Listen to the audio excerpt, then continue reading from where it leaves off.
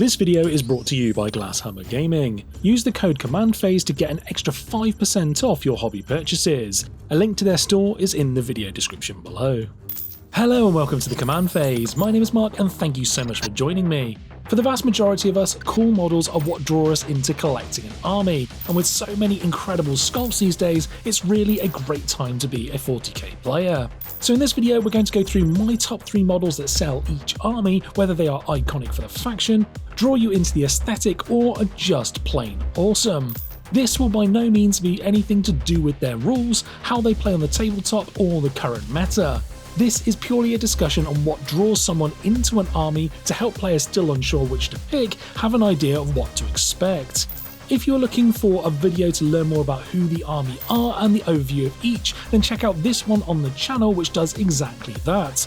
There will be a card on the screen for you now and a link in the description below. Also, let me know in the comments section below what your picks would be for your favourite faction, and if you disagree with any of my choices. It'd be great to get a discussion going. So without any further ado, let's get stuck in.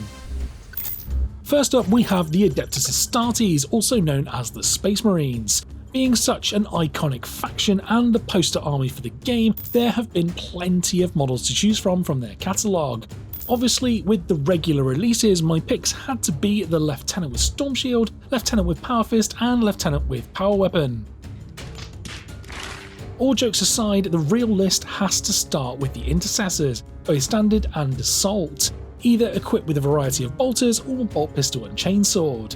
These are what I imagine first when I think of a Space Marine.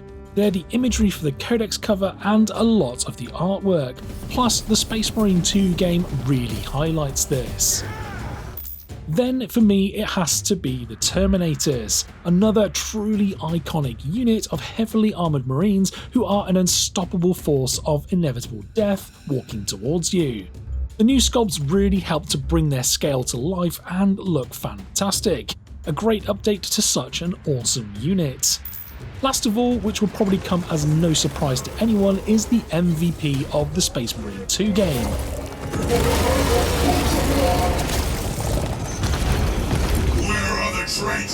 The Dreadnought, specifically the Redemptor, is my third pick for the Marines.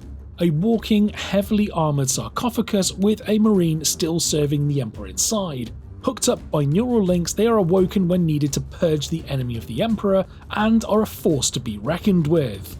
They have a lot of heavy firepower and a fist to deal with anything that gets in their way. The Redemptor is such a cool model and one I'm sure the vast majority of Marine players already own. On to the first of the standalone chapters for the Space Marines that have their own codex, it's the Black Templars.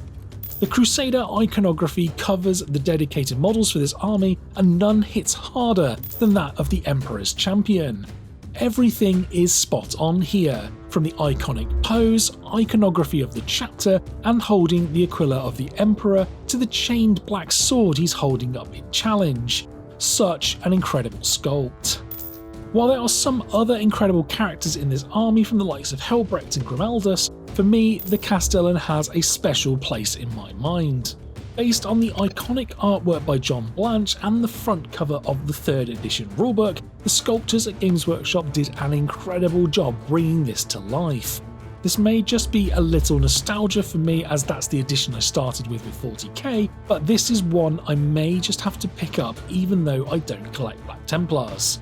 I couldn't talk about the models in this army without bringing up the Crusader squad. Being a mainstay of the force, they're a mixed unit of neophytes trying to prove their worth alongside their Marine counterparts and a veteran sword brother. It's a mixture I really like and shows the progression in the army in one kit, with all of them working together. No other chapter does this and I'm a big fan. The Blood Angels for me have always been one of my favourites, and no other Space Marine chapter exemplifies the image of the Angels of Death more. First up for me had to be the Chief Librarian Mephiston. He was my first ever Warhammer 40k model I got as a child, which may have a little bit of sway on me, but he has everything you'd want for a Blood Angels character. Great pose, plenty of iconography, flowing cape and vampiric look. They did an amazing job updating this from the original and a must buy for any Blood Angels army. Another iconic character with a big glow up would be Commander Dante. I mean, the model really speaks for itself here. He has an incredible pose firing his pistol Perdition and readying his Axe Mortalis to strike at his enemies. I certainly do have a bit of a soft spot for jump pack models, and this one for me is top notch. Speaking of jump pack units, the Sanguinary Guard had to make the list in the last spot. These elite golden boys are a mainstay of the Blood Angels army. While there are aspects of the older sculpts I really did prefer, there is no denying that this is an iconic unit for the Blood Angels and one I've always enjoyed. Plus, there are a great set of poses available too with the new kits. On to the first company now with the Dark Angels, and this loyal yet secretive chapter have some incredible models to choose from, with their two key areas either Deathwing or Ravenwing, although sadly with the latter, the model range is a little dated. First up though is the easiest choice, and it has to be the Lion. The return of their Primarch was a big moment in 40k, and the team behind this did a truly exceptional job. Clad in his ornate knightly armour, wielding fealty and the Emperor's shield, and flanked by the Watchers in the Dark. He's a truly imposing character, which certainly suits who a couple of the head options look to be based on. A lion doesn't concern himself with the opinions of the sheep. The Lion is the perfect centrepiece to any Dark Angels force. Backing him up are my next two options, which conveniently make up a Christmas battle force this year.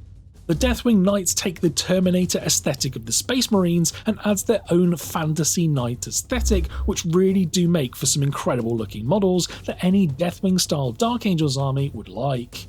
I'm a big fan of the sword and shield look in 40k, and these highly decorative models suit it perfectly. While the Ravenwing are the other half of the Dark Angels with the bikes and land speeders, these models are sadly a bit dated and online only or direct purchases from Games Workshop. I'd love an update for these soon, so for me the natural third choice would be the Cloaked Inner Circle Companions. While these are new additions to the army, they really fit into place. Great sculpts, covered in Dark Angel iconography, two-handed swords and lots of smoke. What more could you want? The Space Wolves are up next, and these warriors sport an instantly recognisable Viking aesthetic and are best known for their sheer ferocity, each seeking a saga worthy of immortalisation. It wouldn't be a Space Wolves army without the iconic Thunderwolf cavalry being talked about. You've got combat Space Marines riding hulking Thunderwolves to get stuck into the enemy as fast as possible.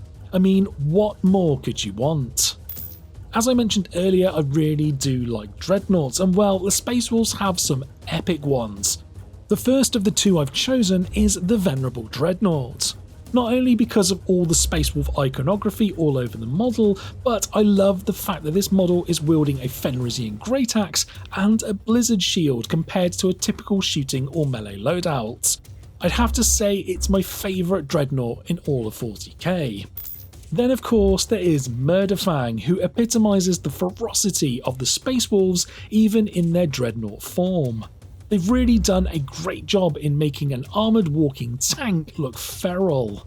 This is an army that could really do with a range refresh with a lot of very dated models throughout the range.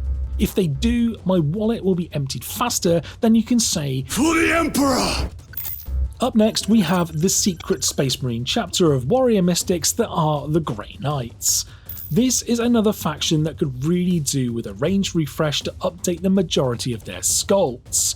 That being said, Castellan Crow is one of the only recent sculpts for the faction and easily one of the best in the range. The up-to-date scaling, great pose preparing for battle, and wielding the amazing looking Black Blade of Antwer, all while covered in the amazing iconography and decorations of the Grey Knights. If they could update all of the remaining models to the stature and detail, it would be one of the best looking marine armies in 40k.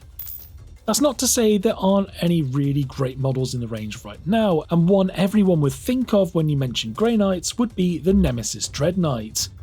I really do love the almost dreadnought appearance here, with a Grey Knight strapped in to control an even larger walking machine to deal with the biggest demon threats. Such a cool aesthetic, and one I'd quite like to see something similar for with the Leagues of Votann. The Grey Knights also have access to some really cool Terminators, and none more so than the Paladins. They have an incredible amount of iconography, trinkets and personal heraldry on each of them, which really helps them to stand out as one of the most elite units in the army. If they do get a range upgrade in the future, I can't wait to see how they take these models to the next level. Here we have the Adeptus Sororitas, also known as the Sisters of Battle, who are the armed wing of the Imperial Faith. I'm not going to lie, limiting this down to just 3 models was probably the hardest part of the video. This faction has an absolutely incredible model range since their refresh at the end of 8th edition, and honestly one of the best looking armies in the entirety of Warhammer 40k. Unsurprisingly to most though, that the Triumph of St. Catherine is my first pick, and what an incredible centrepiece model for the army we have here. This funeral procession has everything you could possibly want in a Sisters of Battle model. All of the incredible iconography of each of the different orders, cherubs flying around, and all on a beautiful sculpted base. This stunning model feels more like a display piece than part of an army, and honestly is one I feel every Sisters player should own. The angelic look and feel of the Adeptus Sororitas is summed up perfectly by Saint Celestine and her 2 Gemini superiors. I really do love the look of the jump pack for the Sisters, which feel more like wings than typical jump packs, which is exemplified by the huge wingspan of Celestine herself. The flowing robes, doves and scripture really help to sell her angelic feel as the living embodiment of the God Emperor's might. While I could have easily put the Retributors in as the 3rd model choice due to really showing off the nuns with guns feel, I couldn't not put the Exorcist in the list. This has to be the most iconic tank in the Sisters' arsenal, and an incredible one at that. No other tank in 40k exudes this much of a gothic feel, with all the iconography, fires, cherubs and of course a sister playing an organ to fire the ranged missiles. Honestly, what more could you possibly want from a tank? Onto the Emperor's bodyguards now, and while the Adeptus Custodes don't have the biggest range of models available to them, especially in plastic, the vast majority really do look great. First of which I had to pick the Blade Champion. I love the mixture between the golden armour and the leather gloves and boots to allow this highly skilled melee fighter even more manoeuvrability with his Archaeotech blades. It's also a really dynamic pose of this champion charging into the fight. Definitely one of my favourite characters in the Custodes range. This next set of models certainly are my favourite of the lot, and probably the best looking Terminators in 40k, and that is the Aeldari Custodes. They're ornate, loads of detail with a variety of materials, and those axes and spears look fantastic. This really amplifies the deadly nature of these extremely tough armoured warriors. Plus, I'm always a sucker for a cape. Last of my picks for this army is one that look fantastic, and hopefully their rules can match their iconic look soon, and that is the Virtus Praetors. They are easily some of the best looking bikes in all of 40k. I really like the jousting knights feel taken to the 41st millennium, and I'd run so many of them if they improve their rules enough. Onto the massed infantry of the Imperium, and the Astra Militarum, also known as the Imperial Guard, are the backbone of the Imperium's largest armies. For me, the Cadians have to be the top choices. The normal humans that make up the vast majority of the army are what you think of for an Imperial Guard force. I couldn't imagine myself in their position wielding just a lasgun or whatever other weapon was thrown into my hands to fight off the horrors of the 41st millennium. For me, it then comes to the tanks that I automatically think of for the army. First one is the very much older model from the range in the form of the Basilisk. The Earthshaker Cannon Artillery is one I always remembered when playing the game throughout the years, and that the silhouette is iconic for this army. Next, while I wanted to choose the newer Rogal Dawn with its upgraded looks, it has to be the classic Leman Russ battle tank. With its wide array of weapon options and turrets, it's a tank I'm sure every player either playing as or against Imperial Guard has seen on the tabletop and is a mainstay of the faction. Next we have the Adeptus Mechanicus, who have a very distinctive look throughout their army and a really cool model range to choose from, especially if you like robots. The one model I think really shows off the look and feel of the Admech the most has to be Belisarius Cawl. The amount of detail on this character is incredible, from all of the extra cybernetic arms, servo skulls, cables and technological pieces, to the contrasting remaining parts of his human body in his face and one arm, and all of this in a hunched, imposing form. It really looks like a nightmare to paint without a lot of sub-assemblies, but would be a great warlord to have for your army. In the 41st millennium, you wouldn't expect cavalry to be a great choice of unit, although when they are more survivable robot hounds, it certainly makes more sense. It's this that really sells this to me alongside their mounted Scutari, armed with a variety of close-range firepower. I really do like the way that the body of the Sulphur Hound almost looks like it could be living before you see the fully mechanical legs. It's definitely a look you'll either love or hate with these models, and if the army didn't cost an arm, 2 legs and both of my kidneys, it would be a really interesting painting project to do. The last of the models in my list takes mounted weaponry to new heights with the Iron Strider Ballistari. I really like this 2-legged mobile weapon platform.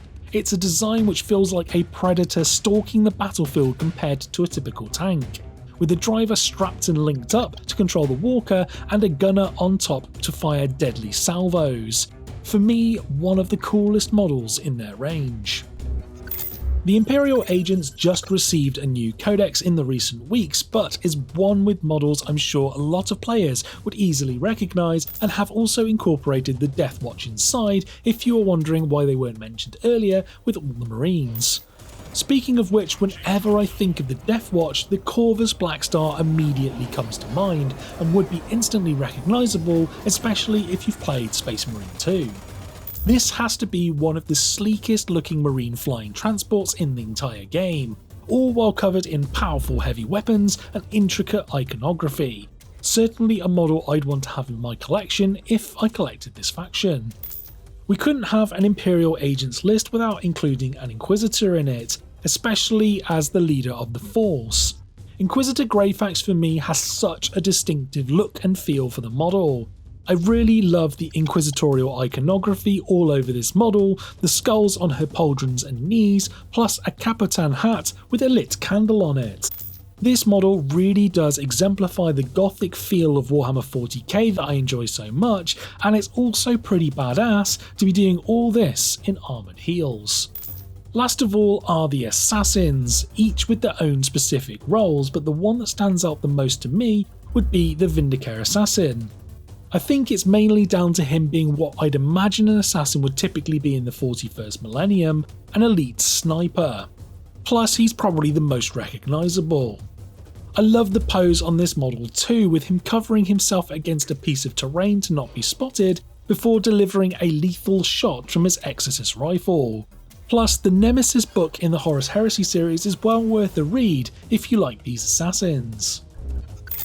Last of the Imperium factions now, and we have the Imperial Knights. While this army doesn't have a huge amount of variety in types of units, there is still enough in their weapon loadouts and styles to really make this army your own.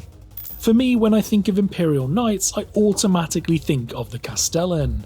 This hulking walker is covered with a plethora of firepower to deal with anything in its way.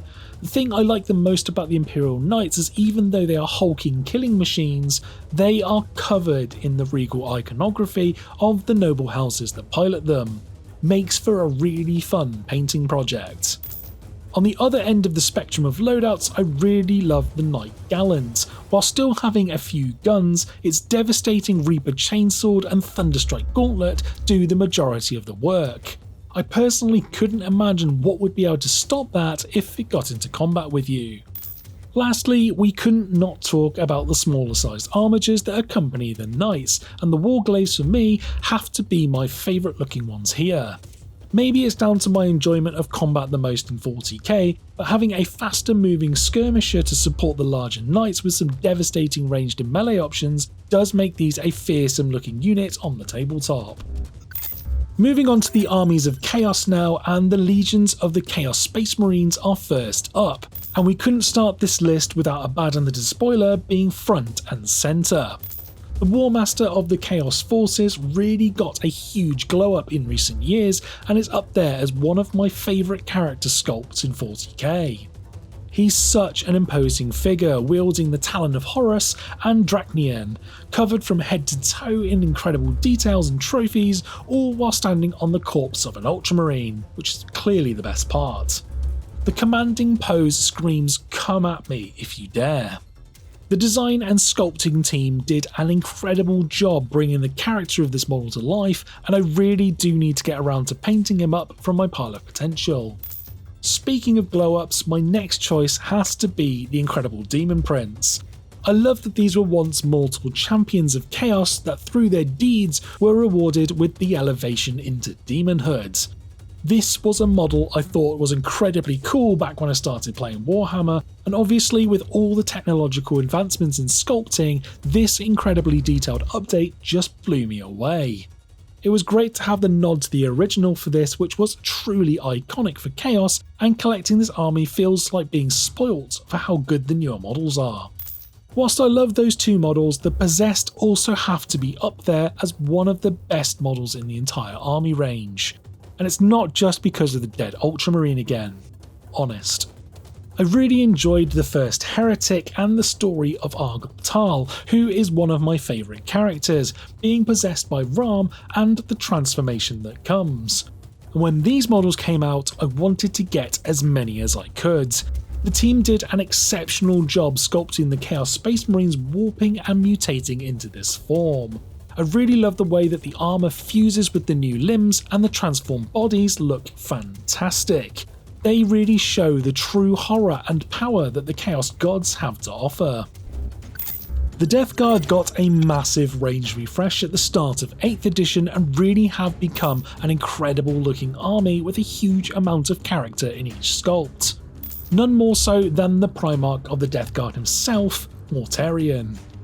This demonic form is an absolutely stunning model, and unsurprisingly won Model of the Year back in 2017 when he was released. Everything about this model is incredible, from the amazing details of the rusty rotting armour and wings, to the noxious plague vapours not only lifting him up, but the mites coming from his back, and of course the sassy nurglings around his base. He truly looks like the Death Lord wielding his scythe Silence, detailed with a nice ribcage on the top. All in all, an exceptional centrepiece to the army, and one I'm sure every Death Guard player would want to own. Next for me are the swollen Deathshroud bodyguards, the Scythes of Nurgle. These truly are a menacing set of warriors with their rusting armour, squirming tentacles and growths clutching their huge two-handed man-reapers. Their sculpts really do show the fearsome nature of this unit, with noxious vapours escaping from their armour to choke and blind their foes. These models really do bring to life the terrifying and disgusting gifts of this unit. For me, the last of the three has to be the Plagueburst Crawler. This tank epitomises the brutal nature of the Death Guard, firing a long-range mortar with both explosive and lethal rounds of corrosive spores. The model is covered in thick corroded armour plating and a front ram to provide a huge amount of resilience. Plus the side turrets, complete with tentacles, deal with anything that gets close. A truly fantastic looking tank. Onto the Thousand Suns now, and if you like a slightly Egyptian aesthetic filled with sorcerers and bird design, then this is 100% the army for you. I couldn't not put Magnus in this list, especially being one of my favourite Primarchs in the Horus Heresy. He certainly didn't do anything wrong, and neither did the design team that created him. I love the way that his body gradually transformed from his humanistic form to a bird with his clawed feet, feathers, and of course the gorgeous wings.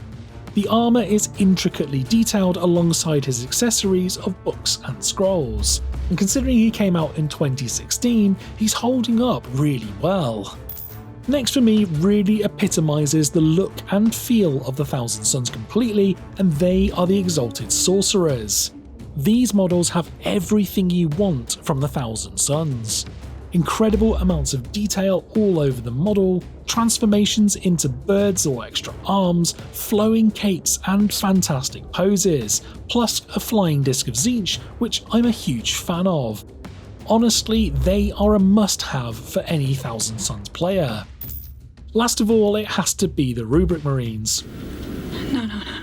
I know it's extremely disappointing that it wasn't everyone's favourite models with the Tzaangors, but for me, the Rubrics are some of the best looking battle line units in the game, although not if you don't like to paint all that trim. I really like the intricate designs on their armour, the bird motifs on their backpacks and weaponry, headdresses which could look like a painting nightmare, and loincloths that all add to a beautifully decorated troop unit. With the World Eaters being a fairly newer standalone faction for Chaos, they don't have the biggest model range in service to Khorne, but what they do have is some incredible sculpts and updates. I certainly couldn't have a list of 3 models without putting Angron in there. He is everything I could have wanted from this Primarch coming back to 40k in his demon form. There is tons of absolutely incredible detail throughout the model. An imposing pose, plenty of skulls, and 2 mighty weapons to spill the blood for the Blood God. Easily one of the best looking models in all of 40k. When you think of World Eaters, Khorne Berserkers immediately come to mind, and these sculpts got a fantastic update with the army release. All the iconography you could want, plenty of aggressive looking weaponry to tear through your enemies, and of course, lots of skulls. These are some of the best looking battle line units in the game for me. Last of all, we couldn't have a list without putting one of the most iconic characters in it, and that is Kharn the Betrayer. This sculpt exudes everything about the bloody nature of the World Eaters.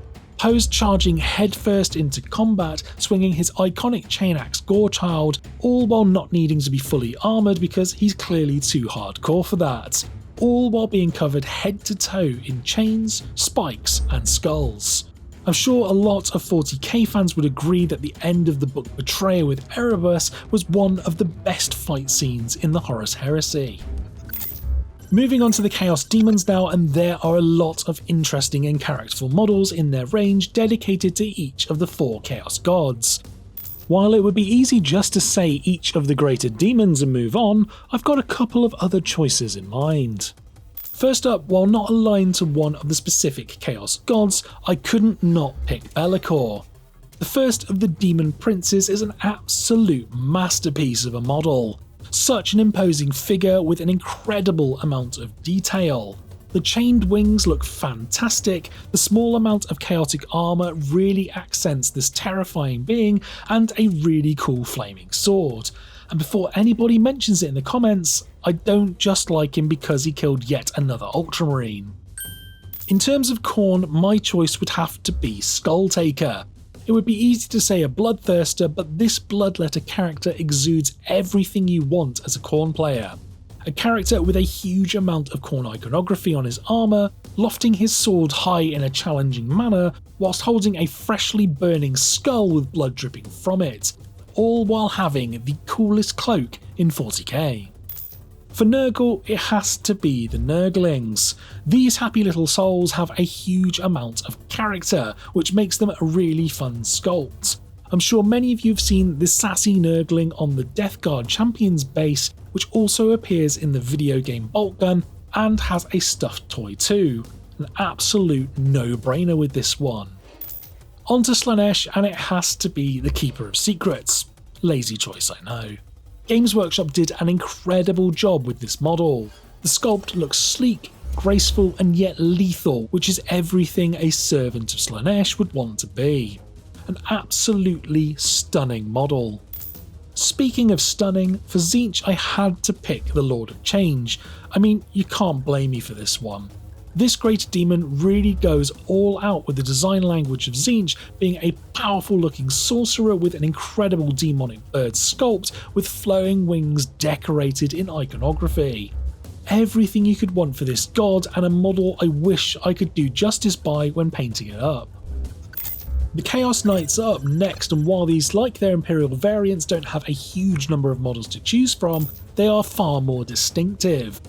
First up has to be the Abominant. I really love the desecrated knight look with the chaotic iconography, tattered cloth and vultures perched on its roof. That and the long tusks on its helmet. This backed up by a large gun on one side where it looks like it's being shot from a mouth, and of course the tentacle melee weapon on the other side. A really imposing looking model and probably my favourite of the lot. Next has to be the War Dog Carnivores. These spiky melee smaller knights look ferocious with their hunched stature, plenty of spikes, the skull helmet which looks on point for this model, and of course the brutal melee weapons it has on each arm. A great looking model for the Chaos Knights. And lastly, it's got to be the Desecrator for me, for the same reasons really as the Abominant. The Chaos iconography is fantastic alongside the skull helmet, plus a brutal looking claw on one hand and a huge laser destructor on the other. These certainly have a little more character than their Imperial counterparts, although I'm probably a little biased being a Chaos Space Marine player. Onto the Xenos now, and we start off with the Aeldari, who have a huge range of models which are slowly being updated. Still a few to get to, but have plenty of amazing models in their range. I couldn't not start this list without the Avatar of Khaine. This model got a big revamp in 2022, and the team didn't hold back. This is arguably one of my favourite models in the entirety of Warhammer 40k. The molten body, flames and bloody hand really embody this avatar, plus some great head and weapon options too. A true centrepiece for this elegant army. An Aeldari army wouldn't be complete without a Farseer, and there are none more iconic than Eldrad Ulthran. He has a fantastic pose wielding his jewelled witchblade and staff of Ulthamar, while his billowing cloak shows his psychic might. That alongside his highly decorated ornate armour showing his high status. A very memorable character for the army and a fantastic looking model. The Aeldari army is full of elegant miniatures, and even their tanks are sleek which glide through the air, and the fire prism has to be my favourite of the lot. The long-barreled prism weapon is one of the most identifiable in 40k, and its deadly firepower makes this an imposing yet elegant and sleek vehicle. Onto the darker cousins of the Aeldari, and while the Drukhari can still be described as sleek for parts of their range, they certainly are deadly. They fall under three distinct aesthetics: Cabalites, Witches, and the flesh constructs of the homunculus covens. The first model for me has to be the Raider. The sleek transport is a staple of any raiding Drukhari force. It's an extremely light and manoeuvrable gunboat with sharp fins underneath to cut apart any enemy they travel over, plus a heavy weapon on the front to shoot down their targets. I really do like the Cabalites hanging off the sides too. It's certainly one of the best looking transports in the game for me. Next we have the elite melee warriors of the Cabalites with the Incubi. Armed with devastating blades and their iconic horned helmets, make for fantastic bodyguards of the Archons, a truly elegant yet deadly combat unit. Last for me has to be the Flying Scourges. Having been adapted by the homunculus covens, these winged models look fantastic, utilising heavy weaponry to shoot from afar. While I prefer the feathered wings over the bat ones, this is a unit I'm really fond of, with some fantastic poses getting ready to strike from above. Next we come to the Tyranids, and having had a range refresh recently and some incredible new sculpts, this was very difficult to narrow down to just three. Firstly for me, the most iconic model in the range has to be the Winged Hive Tyrant. This commander of the Tyranids force is an imposing creature and a terrifying prospect on the battlefield. I'm a huge fan of the aesthetic of the Tyranids with the traditional alien looking force, and the monstrous form of the Hive Tyrant with its array of nightmarish weaponry certainly ticks all of the boxes. Next for me is the iconic Hormagaunts, who are part of the big range update this edition and look fantastic. I love the update in poses to show the speed and leaping ferocity of these rampaging Hormagaunts. The sculpts look fantastic for these battle line gaunts and a mainstay of pretty much every Tyranid force. I'm sure, like me, if you've played Space Marine 2, you've enjoyed carving through the hordes of these little critters. As for the last model, I had to pick another of the iconic Tyranids that got a nice model update recently, and that was the new Lictor model. This ambush predator for the Tyranids really looks the part, with 2 poses available and updated scale. Whether it's about to ambush or surveying the battlefield scouting for its next target. The feeder tendrils at its mouth really are a mainstay look for this model, and I'm a big fan of the talons getting ready to strike. Such an iconic silhouette. Next we have the Cult of the Four-Armed Emperor and the alien hybrids that corrupt planets, the Genestealer Cult, who have a pretty cool and diverse range of models at their disposal.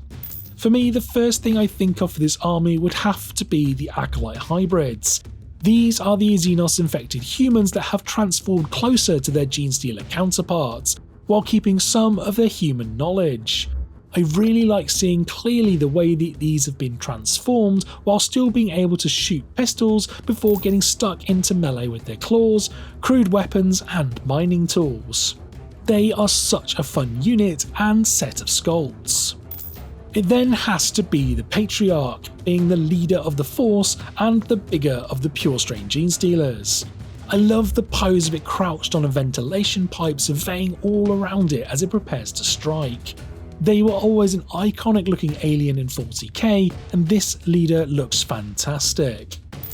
The last of the models for me have more of a Mad Max feel in the Jackals, with the neophytes of the army taking dirt bikes and buggies to scout ahead, or provide fast moving firepower and support. These are great sculpts, especially the leader doing the wheelie with his bike while wielding an axe. It's a really cool look and feel for this unit, and one I can imagine being a lot of fun to paint up. Now for arguably the army with the most character in each of their units, with the Orks. And I must admit, I feel really bad for leaving out a lot of these units, but as I could only choose 3, some tough decisions had to be made. Let's start with the easiest one, and I'm sure no surprise to many would be it's the big boss himself, Ghazghkull Thraka. This updated model is phenomenal and really shows how big and powerful a war boss he is, keeping the same heavy armour with plenty of battle damage and orc iconography, a huge power claw and the massive 4-barreled Mork's Roar. He's ready to crump anyone who gets in his way. Plus, he comes alongside the star of the show, Makari, holding his lucky banner, the true MVP of the Orks. Next up for me, it's a unit that could probably do with an updated sculpt, but still plenty of incredible character, and that is the Storm Boys. Only an orc would strap a rocket to their back to quickly travel across the battlefield to get stuck in and get crumping. There are so many great facial expressions in this kit. The fact that one has a stick bomb in its mouth while a poor little grot is stuck in the rocket really sums up this silly but extremely lovable unit. Last of all is a model that came with the recent edition of the Beast Snaggers, and that is the Beast Boss on Squigosaur. I'm a huge fan of squigs in Warhammer, and this is such an epic addition to the game. I mean, what's not to love about a giant 2-legged squig with a makeshift robotic leg and an orc warboss riding on top? Who wouldn't want this leading their force? Moving on to the Tau, and this is a very distinctive army of battle suits and supporting gunfire from troops, grav-skimming gunships and drones. For me, this was one of the most straightforward armies to pick from. First up has to be the most well-known commanders of the Tau Empire, Commander Farsight. This is a stunning sculpt from the Games Workshop team, A really incredible custom battlesuit with a great pose getting ready to attack with the iconic Dawnblade, all on a really nice scenic base, which makes this a great centerpiece for a Tau army. Needless to say, the battlesuits are the standout units for the Tau, and the XV8 crisis suits make up the majority of these. With a variety of different ranged weapon loadouts, plus the ball and socket joints allow you to create some really dynamic poses. Everything you'd want for a battlesuit heavy army. Last of all, we jump up significantly in size with the Riptide battlesuit, taking that same aesthetic and jumping up not only in size but in firepower, and with such a sleek design. I also really like how cool the Riptide's shield generator looks on its other arm. This enormous battlesuit might not be the largest available to the Tau, but for me is definitely one of the coolest.